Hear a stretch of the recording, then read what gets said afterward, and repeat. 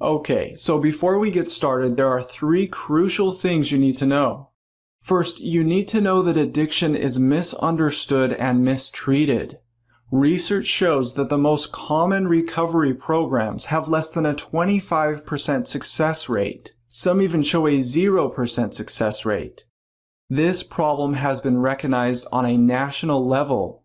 Secondly, you need to know that the most successful methods that are backed up by tons of research are actually the least known. No one even teaches this or even knows what they are, and they are methods that anyone can do. Thirdly, you need to know that it is possible to rewire your brain out of destructive habit loops or addictions. Okay, so if you're like me, you probably know what it feels like to get those intrusive cravings. You may be just getting off work and you feel that you need to have that drink or that you need to have that smoke. It doesn't matter what the addiction is. These intrusive cravings may come into your mind and make you feel that you need to do something about them right away. But these cravings are really false messages that have been strengthened over and over again. Now, before I get any further, you need to realize that these thoughts aren't you, and those cravings aren't you. So right now, stop thinking that you are weak-willed or morally wrong. It simply isn't true. Now take it from me. When I realized that these cravings weren't me, well, that was the best day of my life. You see, most people, when they feel these intense cravings like they need to take a drink or a smoke, they either give in or try to suppress it. Research shows that suppressing or fighting cravings actually makes matters worse. And this is what 90% of people do. So you might be wondering, who am I and why am I sharing this crucial information with you? Well, my name is A. Scott Roberts, and I am an addiction specialist and researcher. I am an author and a speaker. I also worked at a counseling center and I have 2 degrees. But let me tell you a bit about my story. As I was doing research in graduate school, I made an incredible discovery. I found that study after study reveals that the most common type of recovery programs are the least effective. Most common recovery programs have less than a 25% success rate, while some lesser-known methods have shown to produce incredible results. Now, I have taught these same techniques and helped people in several countries, and today I am going to help you to do the same. Okay, so let's get right into what you need to know. You've probably heard some crazy things, such as people with addictions are weak-willed, or that they have terrible genetics, or that once you have an addiction, you'll never be able to get rid of it. You may have also heard that everyone relapses, and if you do, you have to start all over again at day 1. And you may have also been told that all you need to do is complete some steps and then graduate from a program so that you can be cured. Scientific evidence goes against all of these things, and this type of thinking is what holds you back from actually breaking free from addictions forever. You see, with most of these common rehab programs, you have to complete some steps or count the days of sobriety and then you graduate. Once you graduate, they tell you that you're cured. You no longer have to worry about your addictions. You can now move on with your life, they say. The truth is that these rehabs also have the highest recidivism rates. Relapse after relapse and failure after repeated failure is built into the system. And these terrible success rates are being recognized on a national level. The data speaks for itself. Relapse can be a part of recovery, not an end to it. Now I'll get to the solution I promised you. This method I speak has been scientifically proven to decrease problem behavior, decrease intrusive thoughts and cravings, and rewire your brain out of destructive habit loops. This method has also shown to dramatically improve behavior and decision making. But I gotta tell you that this method is not advertised. It would probably put all those expensive rehabs out of business because you can't make money off of it. It is something anyone and everyone can do. It is mindfulness cognitive therapy techniques. These techniques have been shown to train your brain and rewire your brain out of destructive habits. And this is backed by tons of research. You see, one method uses what is called the non-reactivity principle. Now, most people, when they have a craving to use or an intrusive thought, they try to suppress it or fight it. Research shows that this actually strengthens the craving because it comes from a part of the brain that is very powerful. And then when people have these cravings, they think that they're a bad person or that they're weak-willed. This isn't true at all, and this misunderstanding makes matters worse. Instead, the non-reactivity principle teaches us just to observe these cravings as you have them.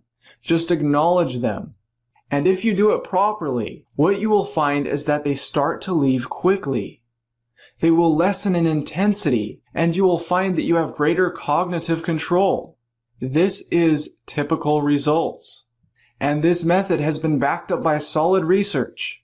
In a sense, using certain mindfulness techniques will give you a third-person perspective, and instead of reacting aggressively to these cravings, or trying to suppress them or fight them, or get them out of your head, you allow them to pass by simply acknowledging them and refocusing your attention. And if you do this in the correct way, as I will show you, you will notice they are leaving quickly.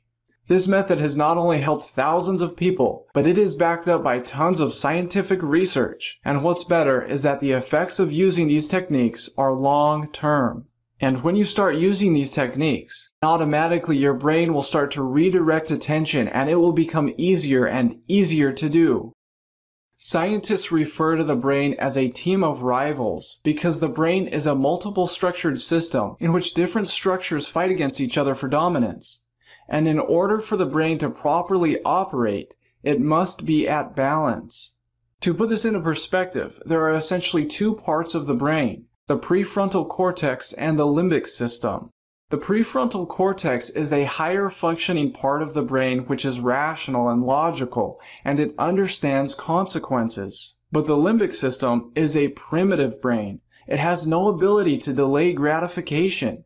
It is pleasure-oriented and selfish. It is concerned with seeking pleasure and avoiding pain. This limbic system is also called the reward system because it is responsible for making us feel better by releasing feel-good chemicals in the brain.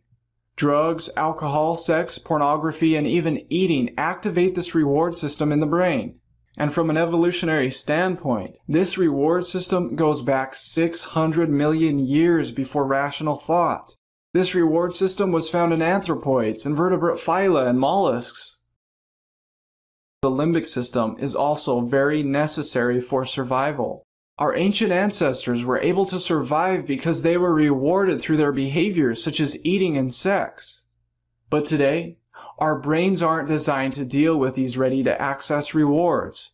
Drugs, pornography, and other addictions overstimulate this reward system. Addictions, whatever they may be, are hardwired as a survival process. It has become a part of life just as eating or sleeping. But there is another scientifically proven technique that is shown to reverse this wiring of the brain. And included in the Truth of Addiction program, there is a video that explains step by step how to do it. You see, the brain is extremely malleable. It can be changed, formed, remapped, and rewired. Scientists call the brain's ability to change as neuroplasticity. Neurons, which are cells in the brain, are not entirely connected. When we have repetitive thoughts or behaviors, neural pathways or networks are created. These pathways are created by neurons firing or sending a signal to each other. These neurons that fire together, they wire together. But it's also true that when neurons stop firing together, the connections between them become weak and a whole new set of thought patterns and behaviors can be created. Through neural firing, behaviors are either strengthened or weakened. You see, most people take medications or pills to feel better. But medications or pills only temporarily change the brain's chemistry. And this is always a temporary chemical change. It only lasts as long as it is synthesized to last. It is never permanent. You'll always have to take another pill or another drink or another smoke to make you feel better. But when we change our neural pathways, our brain chemistry changes along with it. And this change can be permanent. There are over 100 supporting references found in this guide. Some references from published medical journals, controlled trials, and surveys. You'll also get your own videos showing you the most effective methods to decrease intrusive thoughts and cravings to help you manage your addictions long term. You'll also get a printable guide, Nutrients for Improved Recovery. Now listen to this. According to a study, Addicts that were given certain nutrients showed a 92% success rate. That's huge compared to the basic 12-step programs out there. But not only that, people that used certain nutrients in their diet were able to recover more quickly, had fewer withdrawal symptoms, and were able to manage their addictions long term. The reason that using certain nutrients was so successful is because it can restore the biochemical imbalances in the body that are caused by addiction, no matter what the addiction is, because all addiction problems are largely the same. They are all chemically based in the brain. Now, in one study, rats were given the option of choosing a bowl of water or a bowl of alcohol. When the rats had certain nutrients in their diet, they didn't touch the alcohol. But when they lacked these essential nutrients, the animals chose alcohol over the water. And then as soon as the nutrients were restored to the animals, well, they avoided the alcohol completely.